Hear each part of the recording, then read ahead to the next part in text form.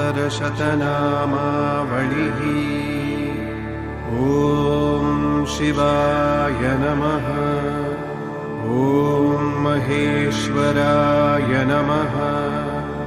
ॐ शम्भवे नमः। ॐ पिनाकिने नमः। ॐ शशिशेखराय नमः। ॐ वामदेवाय नमः। ॐ विरूपाक्षाय नमः। ॐ कपर्दिने नमः। ॐ नीललोहिताय नमः। ॐ शङ्कराय नमः। ॐ शूलपाणये नमः। ॐ खड्वाङ्गिने नमः।